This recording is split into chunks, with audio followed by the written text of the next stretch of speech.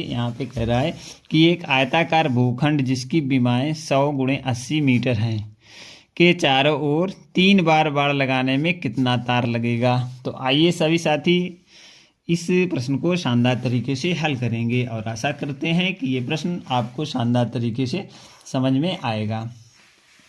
सबसे पहले भूखंड का विमाएं दी हैं तो लिखेंगे भूखंड की विमाएं। सबसे पहले लिखेंगे साथियों हल, और हल में लिखेंगे दिया है। क्या दिया है? भूखंड की। दिया है बराबर भूखंड की भुजाएं। भूखंड की भुजाएं, तो भुजाएं दी हैं साथियों। क्या क्या भुजाएं हैं? 100 × 80, 100 × 80 मीटर।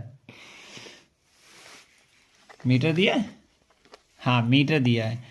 इसके बाद वो पूछ रहा है, देखो ये दिया है भूखंड, तो अब परिमाप निकालना है हमें। क्या? इसकी ये लंबाई है और ये चौड़ाई है, तो यहाँ पे हम परिमाप निकालेंगे। सबसे पहले आयत का परिमाप क्या होता है सूत्र, तो यहाँ पे लिखेंगे आयत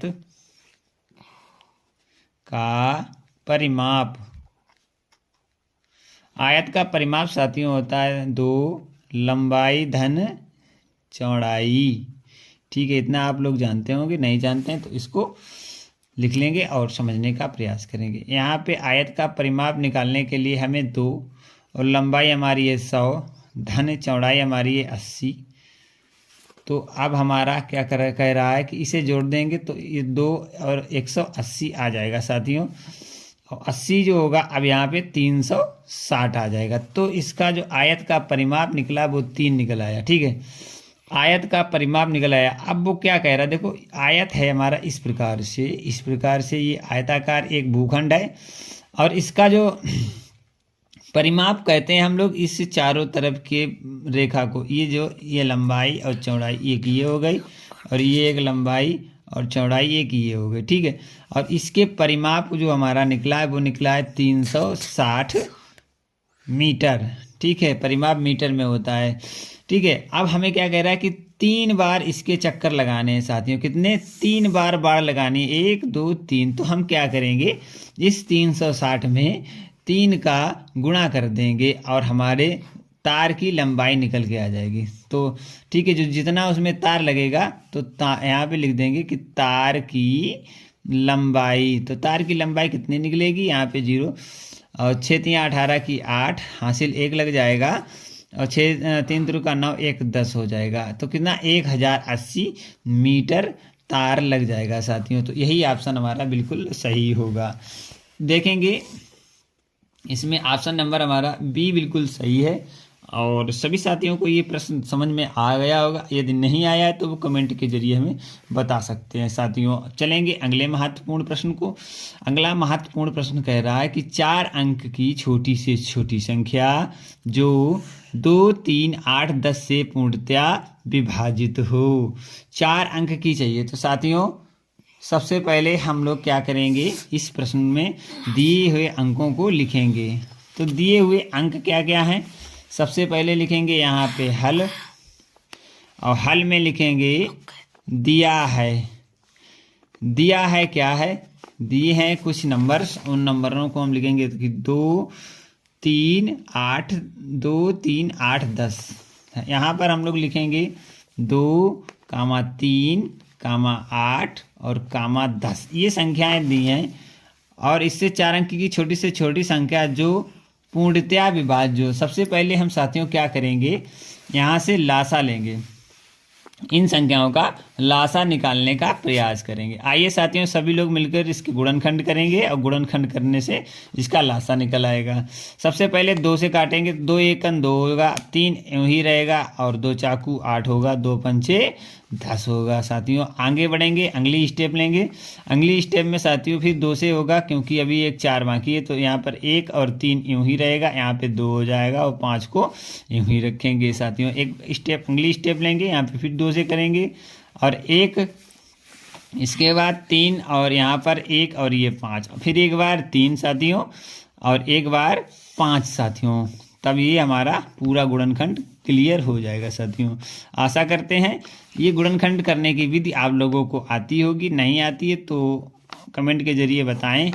हम आपको सिखाने का प्रयास भी करेंगे। चलते हैं साथियों, इसका अब हम एलसीएम लेंगे। एलसीएम मतलब एलसीएम लेंगे तो इसके गुणनखंडों को हम लिखते हैं। तो जो इसके गुणनफल आएगा, इन गुणनखंडों का जो गुणनफल आएगा वही इसका हो जाएगा एलसीएम। आप लोग जानते होंगे कि फैक्टरों का जो गुणनफल होता है वही हमारा एलसीएम होता है। ठीक है, अब साथियों इसका जो एलसीएम आएगा वो क्या आएगा, 2 दूनी 4 दूनी 8, 8 आ गया, और 8 में गुणे 5 तियो 15, और 15 अट्ठे होता है 120। ठीक है, 120 होता है साथियों। अब वो कह रहा है कि इस प्रकार की संख्या होनी चाहिए जिसमें क्या होना चाहिए कि वो 4 अंकों की। ये साथियों संख्या 3 अंकों की है, लेकिन हमें चाहिए थी 4 अंकों की। हमारा सवाल क्या कह रहा था कि 4 अंक की छोटी से छोटी संख्या। अब हम छोटी से छोटी संख्या की बात कर रहे हैं, तो हम क्या करेंगे, यहाँ पर हम 0 बढ़ा देंगे। ठीक है, दहाई के बस हज़ार में सैकड़े के स्थान पे हम 0 बढ़ा देंगे, तो ये 4 अंक की छोटी से छोटी संख्या हो गई। इस 4 अंक, इन अंकों से बनने वाली ये 4 अंक की सबसे छोटी से छोटी संख्या हो गई, जो कि इन सभी से पूर्णतया विभाज्य होगी। तो आशा करते हैं आप लोगों को ये प्रश्न शानदार तरीके से समझ में आया होगा, और इसका जो ऑप्शन होगा वो ए ऑप्शन बिल्कुल सही होगा। चलते हैं अगले महत्वपूर्ण प्रश्न को। किसी भाई को कोई डाउट हो तो वो हमें कमेंट के जरिए बता सकता है साथियों, क्योंकि हमारे ऑप्शन में भी अगर यदि हम ऑप्शन से लेंगे तब भी यही हमारी संख्या कटेगी, और ये संख्या किसी न किसी से कट नहीं पाएगी। साथियों चलते हैं अगले महत्वपूर्ण प्रश्न को शानदार तरीके से समझेंगे। अगला महत्वपूर्ण प्रश्न साथियों कहता है कि 3 में गुणे 0.3 गुणे 0.03 गुणे 0 गुणे 30 बराबर है। साथियों आप लोगों को मालूम होगा कितनी भी बड़ी संख्या हो और उसमें 0 का गुणा हो जाए, ठीक है, कोई भी संख्या हो और उसके अंदर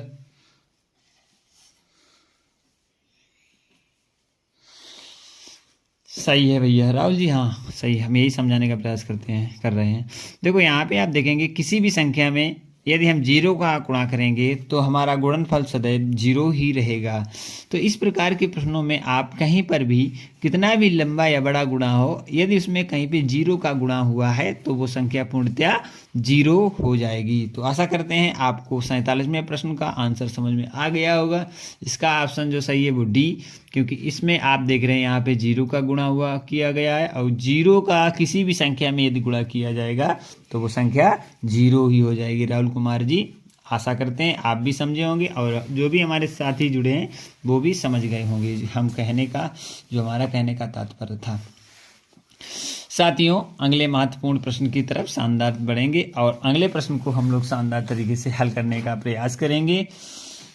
अगला प्रश्न हमारा बहुत ही महत्वपूर्ण है कि एक कमरे की लंबाई, चौड़ाई तथा ऊंचाई क्रमशः 5 मीटर, 4 मीटर और 3 मीटर है। कह रहा है कमरे में पूरी तरह से रखी जा सकने वाली छड़ी की लंबाई क्या है। तो आइए साथियों हम इस छड़ी की लंबाई ज्ञात करने का प्रयास करेंगे, और जो भी साथी हमारे साथ इस समय लाइव सेशन में जुड़े हुए हैं तो सभी लोग हमारे चैनल को सब्सक्राइब कर लें, वीडियो को भी लाइक कर दें और शेयर कमेंट भी करें। ठीक है, राहुल जी ने इसका आंसर 60 दिया है। आइए चलते हैं, राहुल जी हमारे साथ बने रहेंगे और इस प्रश्न का पूरा शानदार हल और इसका आंसर भी हम आपको बताएंगे। ठीक है, आइए चलते हैं। सबसे पहले यहाँ पे दिया है कमरे की जो दिए गए लंबाई, चौड़ाई, ऊंचाई, हम उन्हें लिखेंगे। सबसे पहले लिखेंगे कमरे की लंबाई। 48वें प्रश्न में लिखेंगे हल, और हल में लिखेंगे साथियों की दिया है। क्या क्या दिया है उस पर हम चर्चा करते हैं। सबसे पहले हमें लंबाई दी है, ये लंबाई होगी घनाव की, क्योंकि इसमें हमारा निकलता है आयतन। ठीक है, क्योंकि इसमें लंबाई, चौड़ाई, ऊंचाई दी है तो ये घनाभ हुआ। ठीक, घन हुआ नहीं, घनाभ हुआ, क्योंकि इसमें लंबाई, चौड़ाई, ऊंचाई है। घन में तीनों भुजाएं बराबर होती हैं। तो इसमें सबसे पहले हमें लंबाई दी है, लंबाई हमारी 5 मीटर है साथियों। इसके बाद हमारी दी है चौड़ाई, और चौड़ाई हमारी दी है 4 मीटर साथियों। और इसके बाद साथियों दी है ऊंचाई, ये हमारी ऊंचाई है। ऊंचाई साथियों है 3 मीटर। ये एक हमारा कमरा है। ठीक, अब इसमें कह रहा है कमरे में पूरी तरह रखी जाने वाली छड़ की लंबाई ज्ञात करना है। तो साथियों यहाँ पे मालूम होना चाहिए कि हमारा घनाव का विकर्ण का सूत्र लगेगा यहाँ पे। घनाव का विकर्ण, क्योंकि वो सबसे बड़ी जो भुजा होगी वो विकर्ण ही होता है, क्योंकि इस प्रकार के घनाभ में, ये हमारा एक घनाभ मान लीजिए है, और इसमें जो हमारा विकर्ण होगा, इस प्रकार का घनाभ होता है, सभी लोग समझते होंगे। और इसमें जो एक विकर्ण होता है, विकर्ण मतलब इसमें एक कर्ण, ये वाला, इतनी सबसे बड़ी जो छड़ आएगी वो यही आ पाएगी। तो इसकी विकर्ण की हमें लंबाई ज्ञात करनी है, ठीक है। तो घनाभ का विकर्ण बराबर होगा, सूत्र मालूम है साथियों, नहीं मालूम है तो आप सभी लोग लिखेंगे कि अंडर रूट लंबाई स्क्वायर प्लस चौड़ाई स्क्वायर प्लस ऊंचाई स्क्वायर, ठीक है। तो ये हमारा हुआ। अब यहाँ से हम लोग घनाभ के विकर्ण की लंबाई निकालेंगे। तो यहाँ पे आप देखेंगे हमारी लंबाई कितनी थी, अंडर रूट हो गया 5 का स्क्वायर प्लस 4 का स्क्वायर प्लस 3 का स्क्वायर। अब यहाँ पे हम लोग इस प्रकार से करेंगे, तो यहाँ पे आएगा 5 25 प्लस 4 चक्कू 16 प्लस 3 तुरका 9।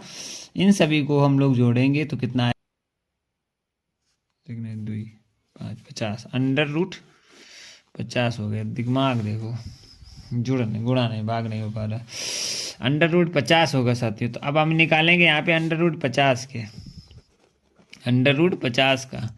तो यहाँ पे सबसे पहले जाएगा 2 बार, तो आएगा 25, और यहाँ पे 5 और एक बार 5 आ जाएगा। तो यहाँ पे साथियों 50 के जो होते 2 गुणे 5, तो आप कहेंगे यहाँ से एक हमारा रूट निकल के आ जाएगा, ठीक है। यहाँ पे ये हमारा 5 रूट निकल आएगा। रूट से हमारा एक पूरा वो निकलता है, क्या निकलता है, जोड़ा, पेयर, मतलब जोड़ा यहाँ से निकलेगा तो 5 बाहर आ जाएगा और अंडर रूट 2 हमारा अंदर हो जाएगा। और यही हमारा होगा सही से 5 अंडर रूट 2 मीटर इसकी लंबाई।